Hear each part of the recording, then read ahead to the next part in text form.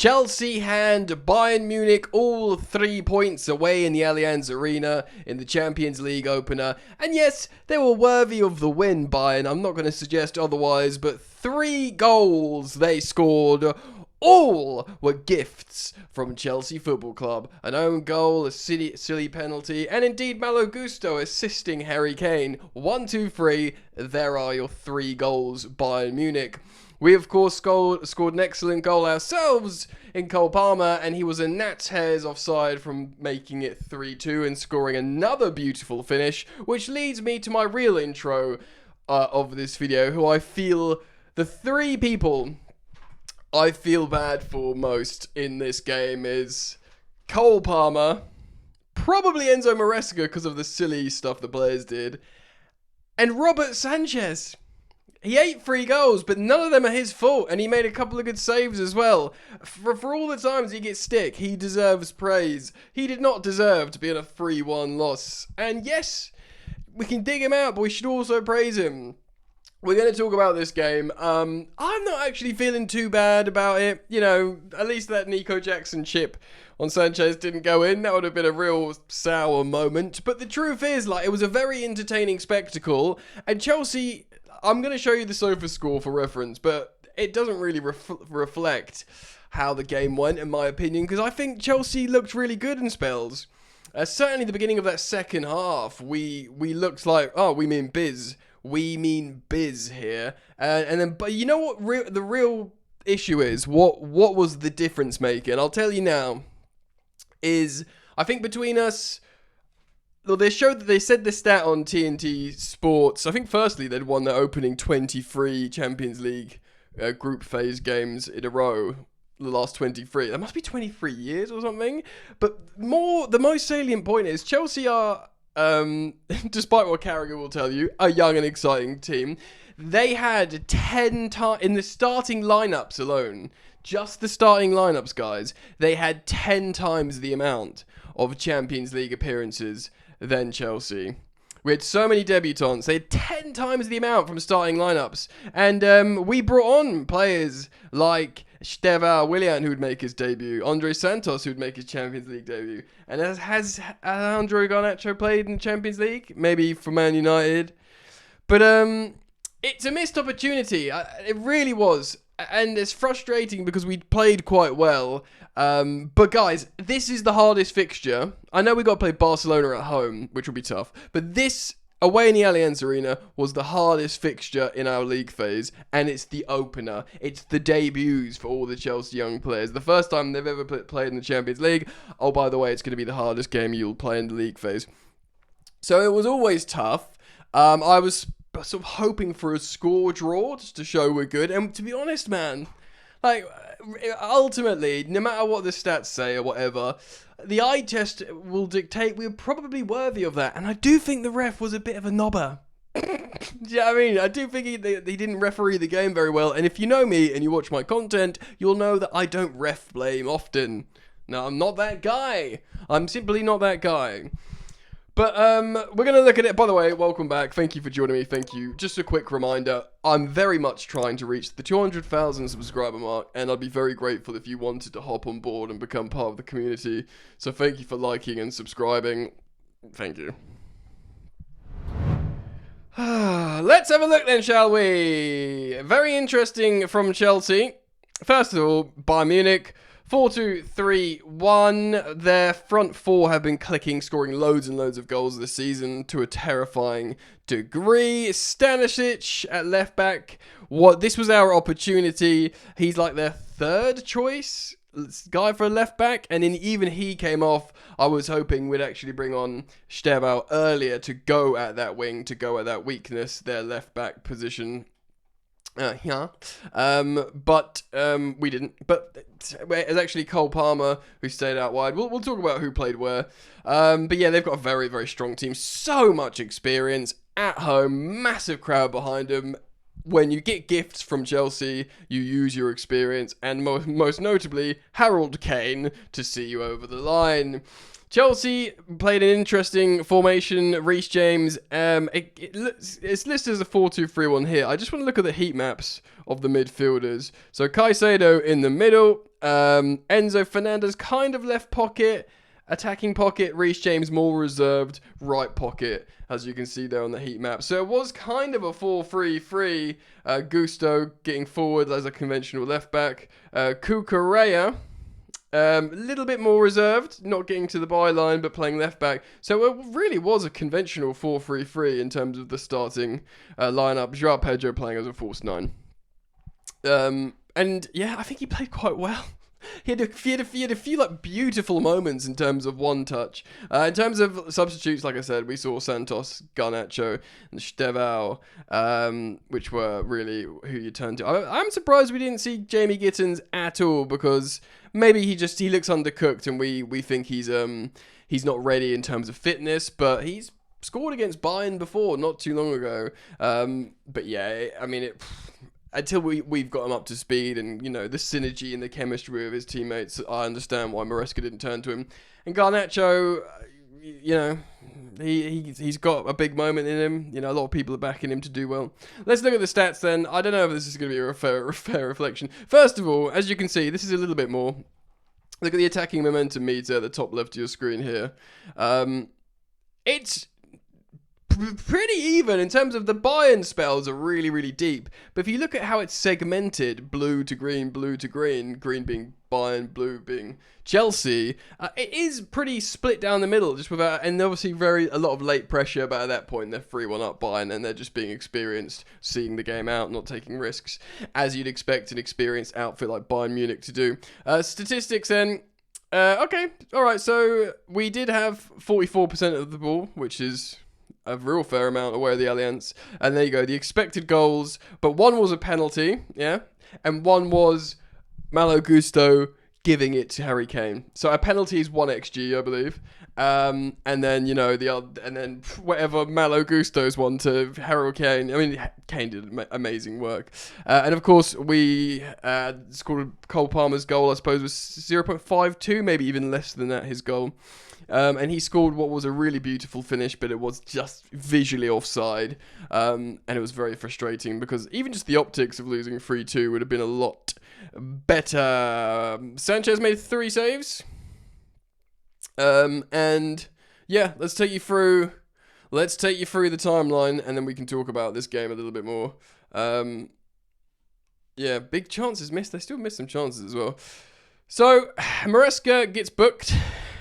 Oh, that's on the foul from Tar. We'll speak about that in a moment, actually. So let's look at the attacking momentum meter. They do start okay, actually. We start all right as well.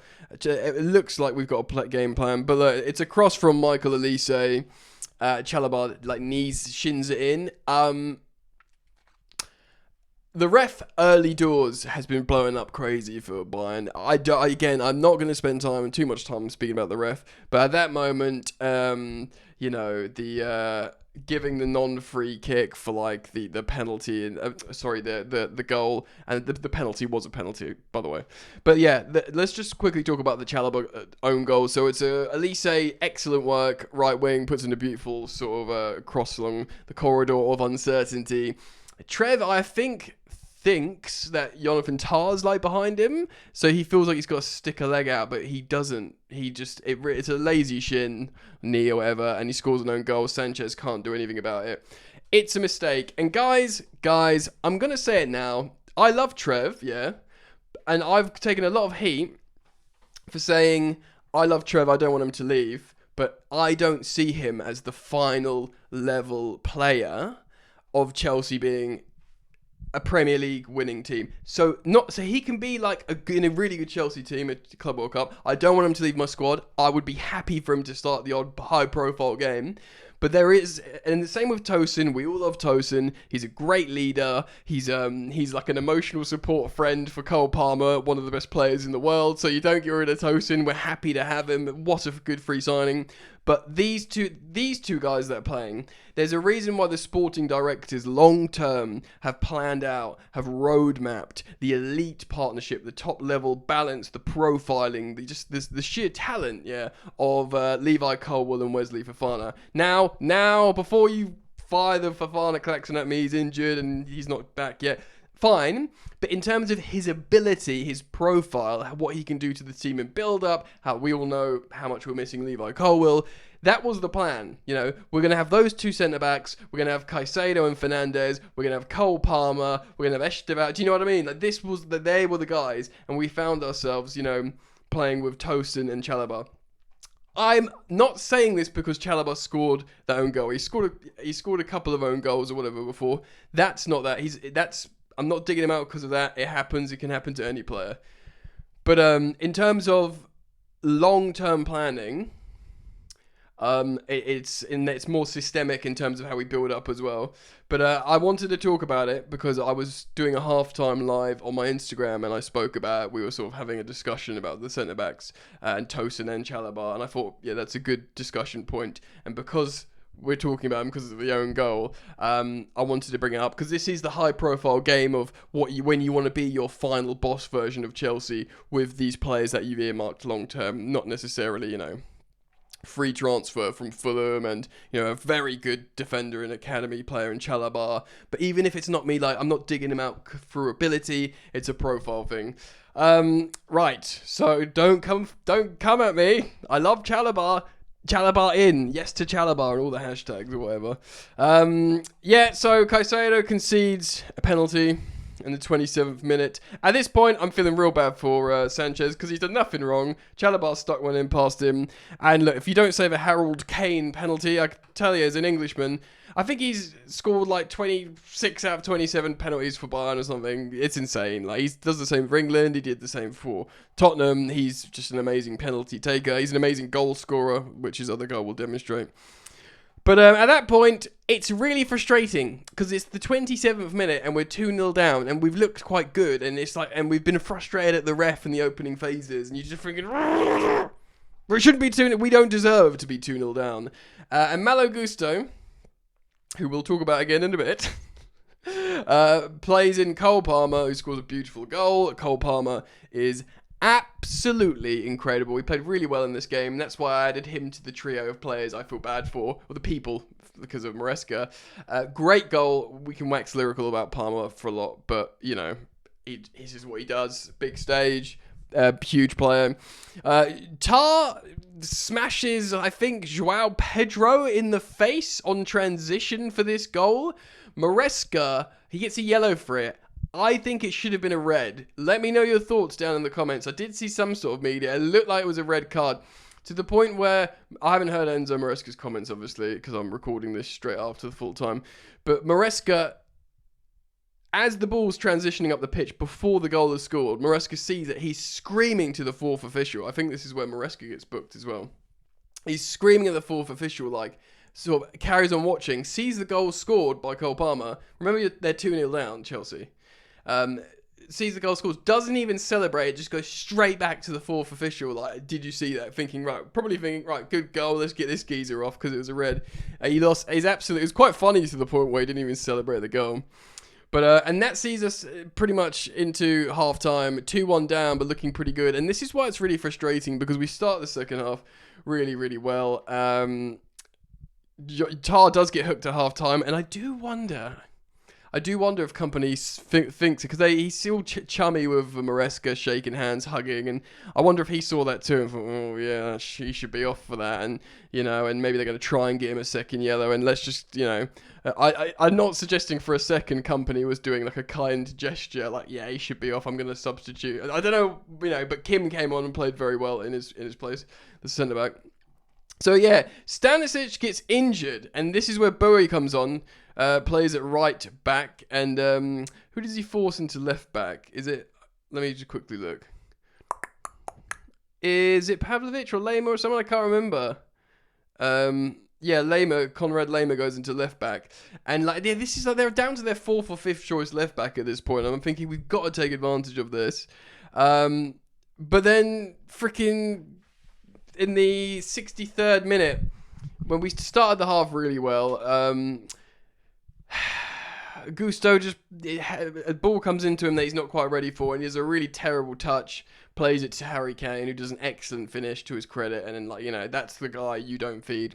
And it's all 3 goals, guys. It's an own goal by Chalobah. It's a penalty conceded, a lazy penalty conceded by Caicedo. And it's a beautiful assist from Malo Gusto to Harry Kane. All 3 of Bayern Munich's goals were gifts from Chelsea. Now, I'm not suggesting for a second they didn't deserve this win. They did, and they did exactly what they should have done, which is a professional, let's see this out, boys. Do you know what I mean? But Chelsea was set up well. We showed at moments that we could to get something here, and a draw would have been really, really good. Getting a point out of this would have been massively good for Maresca. Garnacho comes on for Neto, Santos comes on for James, so these are straight swaps, and Stevau as well, really, in the number 10, so kind of all straight swaps. Lise was a bit like, he kept pushing Cucurella, and I think he had a bit of like a hissy fit, Elise, because he didn't get his goal involvement. Also, maybe as well because he nearly went to Chelsea. Remember, he was on the cusp and he didn't go. He's having a lovely time at Bayern, France international starting player. Bayern winning everything, scoring loads of goals. But he didn't win the Club World Cup, and the player who did win the Club World Cup with Chelsea is the guy we got instead of Elise, Cole Palmer, and he was the much better player in this game, Cole Palmer, you'd have to say. Cole Palmer, then, when is it? Goal cancelled in the 90th minute. And it was 6 minutes stoppage time, so before 90 minutes, Cole Palmer gets what we think another one back with a beautiful, deft little touch outside of the boot. For it to creep in past Neuer. And you're thinking, well, say that, that's before stoppage time. You got 6 minutes to just throw everything at Bayern and, basically test them, how they're going. And then, of course, Jackson comes on for some token seconds. And Bayern get the 3 points, which is kind of fine. Ultimately, I think the main takeaway, guys, is we did silly mistakes. We gifted lots of stuff to Bayern, and they are much, they're infinite. Again, the appearances would dictate, especially with the players off the bench like Kim and Goretzka, at least 10 times the Champions League appearances, the caps, than the Chelsea squad. And they'll be frustrated from these little mistakes. But, learning experiences, I don't feel too bad. But let me know your thoughts. Please do comment them down below. Thank you, as always, for supporting the content, for liking and subscribing. And I do hope to see you back here soon. Peace.